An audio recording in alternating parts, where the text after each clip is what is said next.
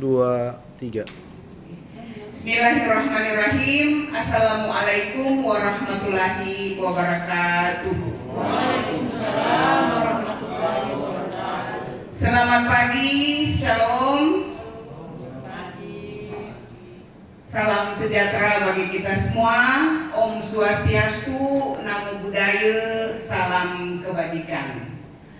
Senang sekali pada pagi hari ini kita bisa sharing idea dengan penggerak moderasi beragama di wilayah kerja Balai Diklat Keagamaan Manado. Ada utusan dari Provinsi Sulawesi Utara, dari Provinsi Gorontalo, dan dari Provinsi Sulawesi Tengah.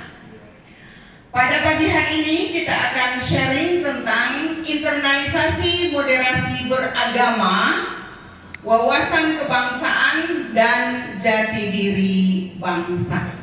Oke, sebelum pembelajaran dimulai, boleh stand up dulu semua? Boleh stand up dulu semua? Oke, pertama kita tepuk power push dulu. Push. Oke, kita ice breaking sebentar ya. Marina menari di atas menara. Di atas menara. Marina menari. Marina menangis di bawah menara. Di bawah menara. Marina menangis. Tepuk tangan untuk Oke, silakan duduk kembali.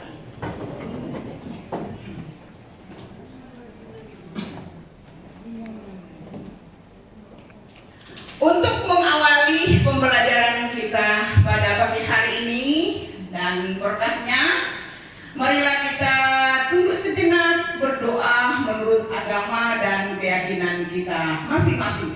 Berdoa mulai.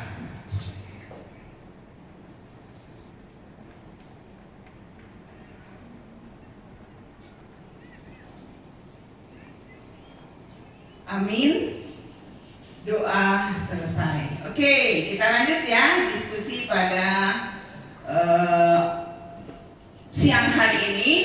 Jadi tujuan pembelajaran wawasan kebangsaan ada 3. Yang pertama adalah diharapkan di akhir pembelajaran itu kita menyadari bahwa Kementerian Agama sebagai bagian daripada Negara Republik Indonesia berdasarkan Pancasila dan Undang-Undang Dasar 1945.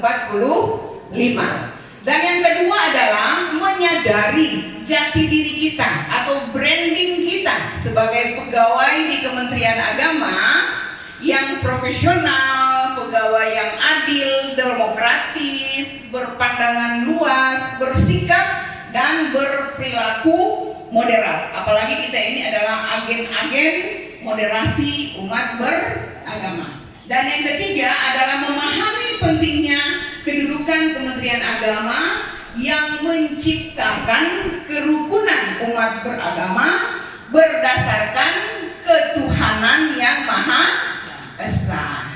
Oke. Sekarang saya ingin bertanya. Pertama, saya sharing dulu ya, 1, 2, 3 atau mau bertanya ke teman-teman. Apa sih wawasan Nusantara? Oke, siapa yang boleh berpartisipasi? Apa itu wawasan Nusantara? Ada yang angkat tangan? Oke, tolong dibantu. Apa pendapat Anda tentang wawasan Nusantara? Oke, Pak, silakan. Sebutkan nama dan berasal dari mana? Iya, nama saya John Kennedy Melale dari Kantor Kementerian Agama Kabupaten Kepulauan Talaut, Sulawesi Utara. Wawasan Nusantara itu adalah cara pandang bangsa Indonesia terhadap rakyatnya dan wilayah negara kesatuannya yang meliputi darat, laut, serta udara dan ruang di atasnya sebagai satu kesatuan yang tidak terpisahkan. Oke, kita beraplaus dulu untuk bagian ini. Oke, berikut satu orang. Siapa yang boleh berpendapat tentang wawasan kebangsaan? Oke, di samping kiri saya. Boleh Pak, dari Sulawesi Tengah? Apa itu wawasan kebangsaan? Kalau tadi wawasan Nusantara. Wawasan kebangsaan adalah cara pandang bangsa Indonesia dalam mengelola kehidupan berbangsa dan bernegara yang dilandasi jati diri bangsa dan kesadaran terhadap sistem nasional yang bersumber daripada Pancasila. Oke, boleh tahu Bapak punya nama siapa? Berasal dari mana? Nama saya Manira Toralawe. Saya dari Kantor Kementerian Agama Kabupaten Bogor Utara. Oke, kita beri tepuk tangan dulu dari Polowali Utara. Luar biasa. Oke, berarti Bapak Ibu sudah memahami apa itu wawasan Nusantara dan apa itu wawasan kebangsaan. Tapi sesungguhnya wawasan Nusantara itu cikal bakalnya berasal dari Deklarasi Juanda tahun 1957.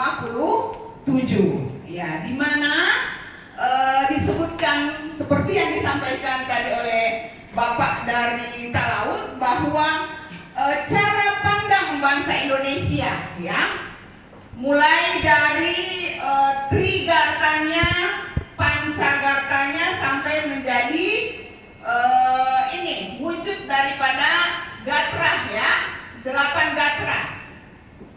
Jadi 3 Gatrah itu dari demografi, geografi, dan sumber kekayaan. Kemudian yang 5-nya itu adalah bagaimana ideologi, bagaimana politik ekonomi, sosial budaya, dan pertahanan keamanan yang berada di Indonesia. Kalau di Jakarta aman, insya Allah seluruh daerah juga aman, ya, seperti itu. Oke. Kemudian kalau demografi, geografi, dan sumber kekayaan, kita semua ini berasal dari daerah barangkali pesisir pantai, di kota, di pedesaan, di tengah hutan, atau di daerah pegunungan. Kemudian jumlah penduduk yang memeluk agama itu sudah kita ketahui juga dari statistik. Kemudian sumber daya alam atau kekayaan alam di Indonesia itu sangat luar biasa. Di Sulawesi Utara, di Gorontalo maupun di Sulawesi Tengah. Itulah yang disebut dengan wawasan Nusantara. Sementara wawasan kebangsaan adalah cara pandang mengelola kehidupan bernegara, berbangsa, ya.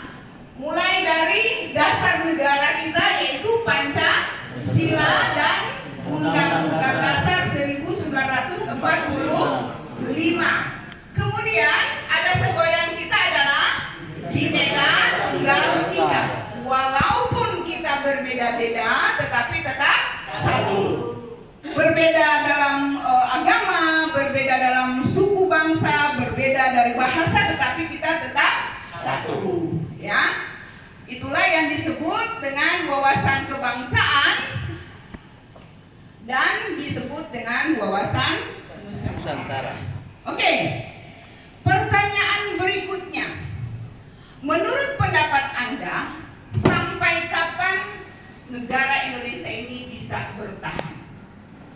Oke, ini Pak Pur ini sudah senyum-senyum. Silakan Pak Pur. Sampai kapan Pak Pur Indonesia ini bisa bertahan? Oke, terima kasih sebelumnya. Indonesia akan selalu bertahan ketika Indonesia ini para rakyatnya tidak mengalami suatu kemiskinan, pemerintahannya bersih, tidak korupsi, berlaku adil, Pancasila, Undang-Undang Dasar dan sebagainya tetap ada di negara kita. Kita selalu menghargai perbedaan, toleransi, kerukunan, maka Indonesia akan tetap jaya selamanya. Terima kasih. Oke, kita beri aplaus dulu untuk Pak Pur. Luar biasa. Kita berharap idealnya seperti apa yang disampaikan oleh Pak Pur. Tetapi kalau kita menengok ke belakang, kita menjelajah ke belakang, ya.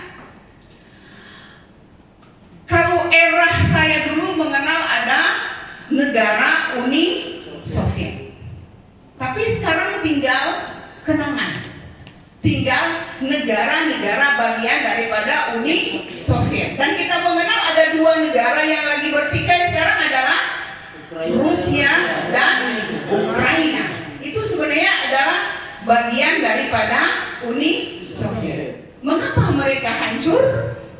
Nah, itu yang jadi tanda tanya. Jadi pembanding bagi negara kita Indonesia. Berikut